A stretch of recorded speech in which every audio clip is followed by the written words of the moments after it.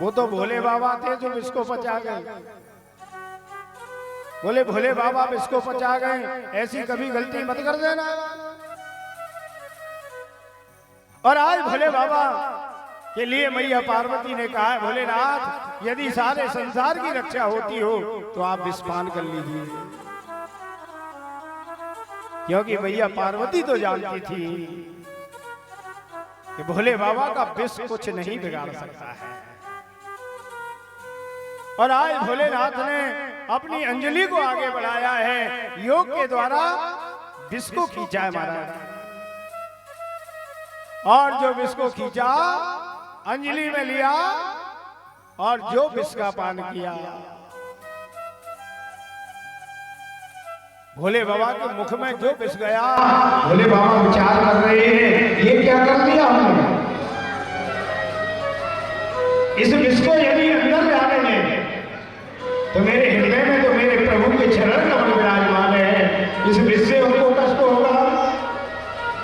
और यदि मुख में रखता हूं तो मेरे मुख में मेरे प्रभु का आहार विष नाम चलता रहता है, मेरे नाम में बाधा पड़ जाएगी। और भोले बाबा ने क्या किया, ना तो विष को मुख में रखा ना अंदर जाने दिया, और महाराज गले में जाकर के विष को स्थापित कर दिया।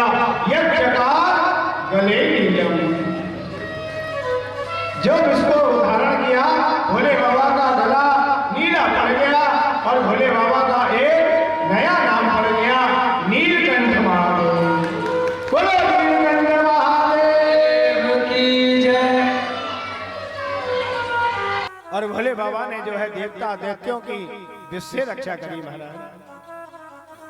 उसके बाद में पुनः समुद्र मंथन प्रारंभ हुआ। समुद्र के अंदर से क्या निकला, एक घोड़ा निकला महाराज।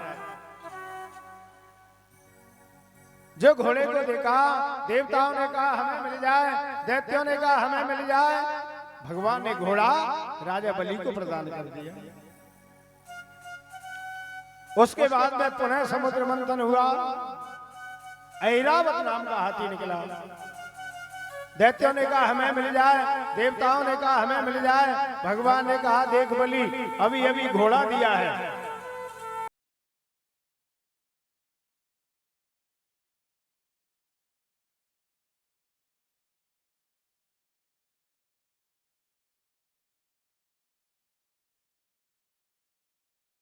धेनु गऊ निकली। दैत्यों ने कहा हमें मिले, देवताओं ने कहा हमें मिल जाए। भगवान ने कहा भैया ये गऊ है, इसको ऋषि महात्मा ब्राह्मणों को दे दो, जो गऊ का दूध निकालेंगे, यज्ञ करेंगे, हवन करेंगे। कामधेनु गऊ को जो है महात्मा को दे दिया। पुनः समुद्र मंथन हुआ। क्या निकला, चंद्रमा निकला महाराज। दैत्यों ने कहा हमें मिल जाए, देवताओं ने कहा हमें मिले। भगवान ने कहा भैया ये चंद्रमा शीतल है और भोले बाबा ने अभी अभी विषपान किया है, विष की गर्मी बहुत हो गई है, इसलिए ये चंद्रमा भोले बाबा को दे दिया जाए। और चंद्रमा भोले बाबा को दे दिया। और आज चंद्रमा भोले बाबा के मस्तक पर विराजमान है। भोले बाबा का एक और नया नाम पड़ गया, चंद्रमौलेश्वर महादेव। बोलो चंद्रमौलेश्वर महादेव की जय। परीक्षित पुनः समुद्र मंथन हुआ। पारिजात नाम का वृक्ष निकला। देवताओं ने कहा हमें मिले, दैत्यों ने कहा हमें मिल जाए। भगवान ने कहा भैया ये कल्प वृक्ष है, इसको जो है स्वर्ग में स्थापित कर दो। जो स्वर्ग में आनंद लेगा वो इस वृक्ष का आनंद लेता रहेगा। परीक्षित पुनः समुद्र मंथन हुआ। अब की बार क्या निकला, रंभा, तिलोत्तमा, मेनका, अप्सराएं निकली महाराज। देवताओं ने कहा ये हमें मिल जाए। भगवान ने कहा भैया ये कोई भोग्या वस्तु नहीं है, तब ये नाचने गाने वाली है, इनको स्वर्ग में स्थापित कर दो। जो स्वर्ग में रहेगा वो इनका नृत्य का आनंद लेगा। अप्सराओं को भी महाराज स्वर्ग में स्थापित कर दिया। और परीक्षित पुनः फिर समुद्र मंथन प्रारंभ हुआ। अब की बार क्या देखते हैं, समुद्र के अंदर से साक्षात लक्ष्मी महारानी का प्रादुर्भाव हुआ। बोले ततस्याविर्भू साक्षात श्री रमा भगवत परः रंजयन्ति दिशा कांत्या विद्युत सौदा मणि यथा। साक्षात लक्ष्मी महारानी का प्राकट्य हुआ। रंजयंती दिशा, चारों दिशाओं में देदीप्यमान प्रकाश उत्पन्न हो गया। और उस बीच में महारानी लक्ष्मी का प्राकट्य हुआ। देवता जय जयकार की ध्वनि करने लगे। बोलो लक्ष्मी मैया की जय हो। दैत्यों ने कहा हमें मिल जाए, देवताओं ने कहा हमें मिल जाए। भगवान ने कहा भैया ये स्त्री का मामला है, इसमें ना तो हम कुछ बोलेंगे, वो स्वयं जिसका वर्ण करे वो उसका निर्णय उसके हाथ में है। अब तो महाराज लक्ष्मी ने अपने हाथ में वरमाला ली है। महाराज लक्ष्मी ने, देवता दैत्य ऋषि सब खड़े थे, सभी आशावादी हैं। लक्ष्मी ने कहा बोले लाइन लगा के बैठ जाओ।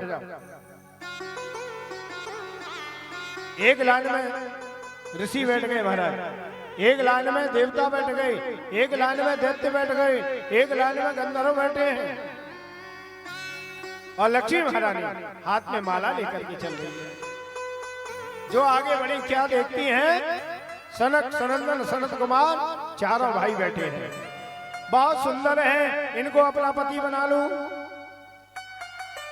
मन में विचार आया पति तो बना लूं, लेकिन ऐसे पति का क्या करूंगी जो नेत्र बंद करके बैठे रहे, सारे दिन भजन करते रहे। कम से कम पति ऐसा तो हो, कम से कम घुमा करके लाए। और सनक सनंदन सनत कुमार में कमी निकाल दी उन्होंने।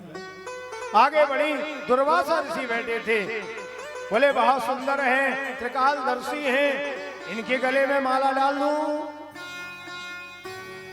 लक्ष्मी ने कहा माला तो डाल दूं, लेकिन क्या ये बहुत क्रोधी हैं, सारे दिन क्रोध करते रहते हैं। इस महापुरुष का क्या पता कब श्राप दे दे। क्रोधी पति दुर्वासा ऋषि को भी फैल कर दिया। महाराज कुछ और आगे बढ़ी, क्या देखती है, इंद्र बैठे। इंद्र को देखा बहुत सुंदर हैं, देवताओं के राजा हैं, इनके गले में माला डाल दूं। लक्ष्मी विचार कर रही हैं, ये डरपोक है। इंद्र को भी फैल कर दिया। महाराज आपको बताएं, हमारी माताओं की आदत होती है, दूल्हा चाहे कितना भी सुंदर हो, और यदि गांव में दूल्हा आता है तो माता चाहे रोटी बना रही हो तब भी दूल्हा को देखने जाती है। आदत है हमारी माता। और दूल्हा बेचारा कितना भी सुंदर हो महाराज, उसमें कोई ना कोई कमी तो निकाल ही देती है। दूल्हा बहुत सुंदर है लेकिन नाक टेढ़ी है।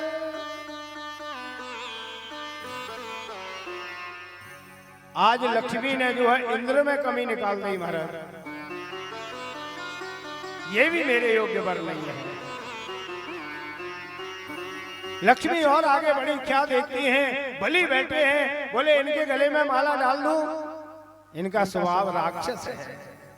लक्ष्मी तो चाहती है कि मेरा पति ऐसा हो, कैसा हो, बोले शांताकारं भुजगशयनं पद्मनाभं सुरेशं विश्वाधारं।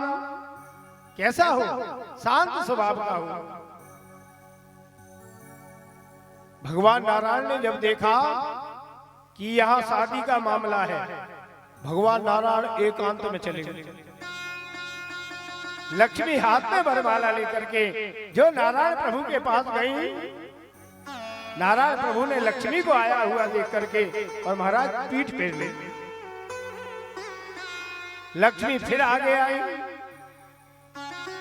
नारायण प्रभु ने फिर पीठ फेर ली। लक्ष्मी ने कहा प्रभु अपने आप पर ज्यादा इतराओ मत,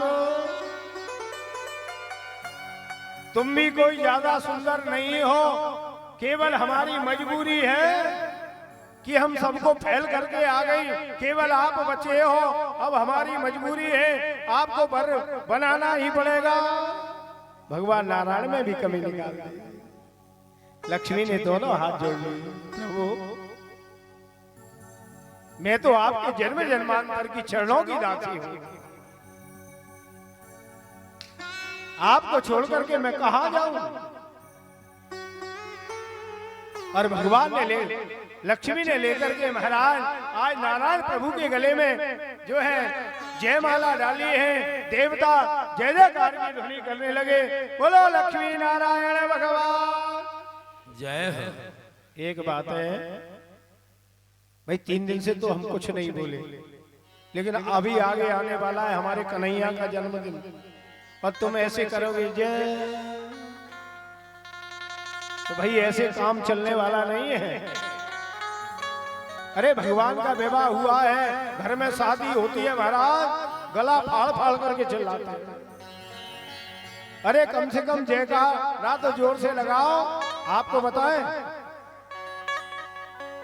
जो भगवान की कथा सुनने जाता है और यदि ताली नहीं बजाता है तो अगले जन्म में कौन होता है पता है?